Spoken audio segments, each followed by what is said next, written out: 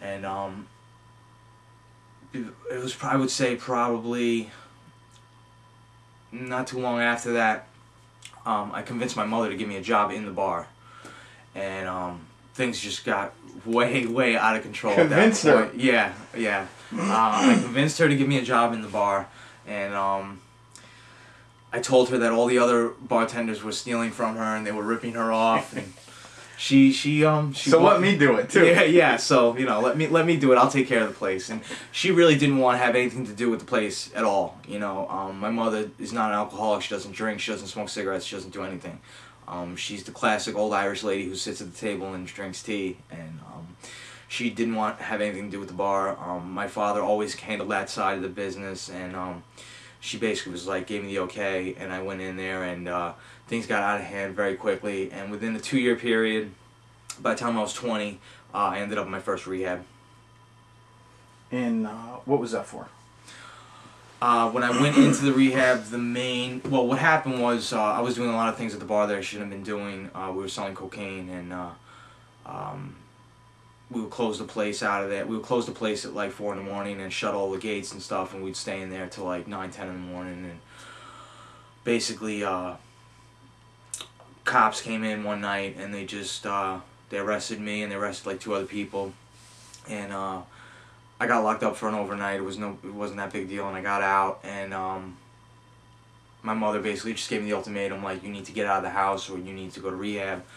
And since I had no money, because any money that I made, I spent every night, I basically decided, let me give rehab a try.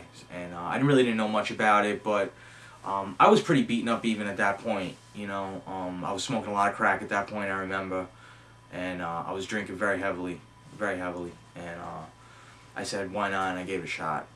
So you went to rehab. How long did you go to rehab for? It was a 90-day program. And I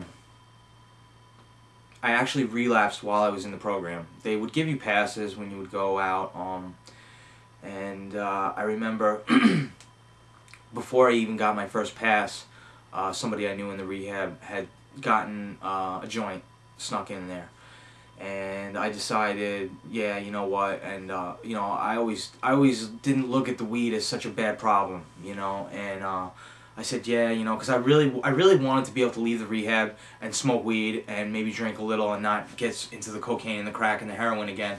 And being that I really didn't know much about addiction or about alcoholism too much, I mean, I knew through my father what alcohol did, but I really wanted to be able to go out and actually drink and use socially. So I smoked a joint, and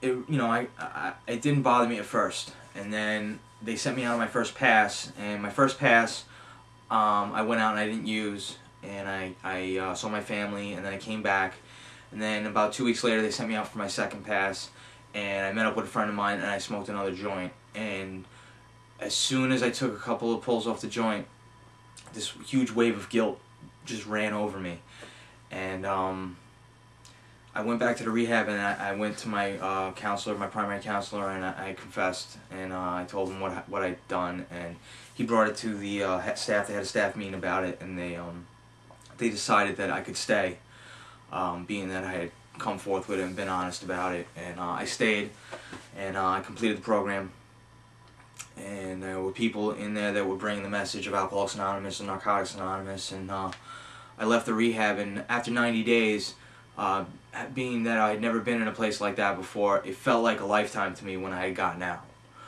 And I just didn't go back to the same old people, and I actually started giving meetings a try, and I started to get connected with people who weren't using or weren't drinking, and who had gone through sort of the same things that I had. So I gave recovery a shot at that point. So you stayed sober from that point on? No. I put together probably I'd say about 18 months, and it was roughly around that time. I can't give you an exact number, but I would say somewhere between 16 and 18 months. What was the hardest part about getting sober initially that first time? The hardest part about getting sober initially that first time,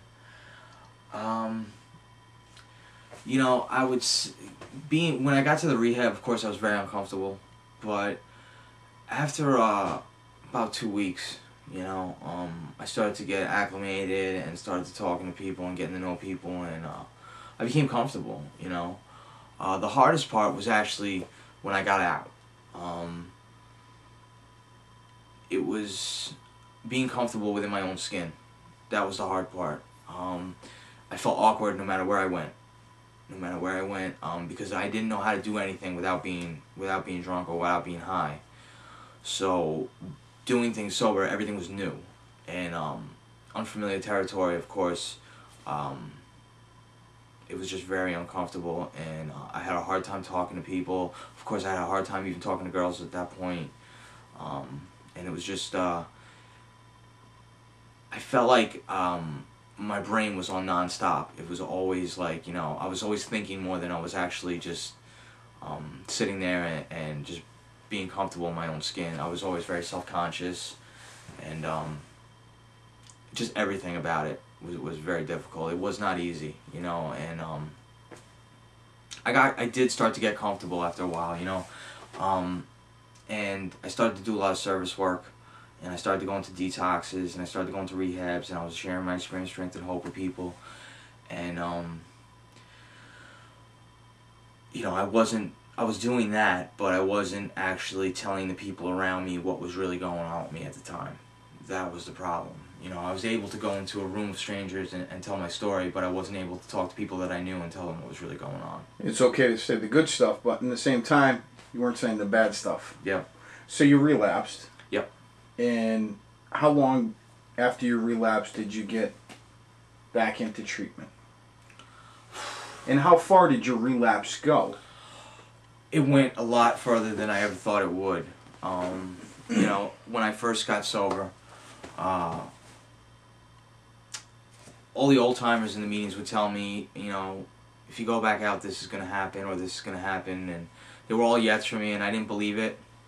And everything that they said was going to happen happened.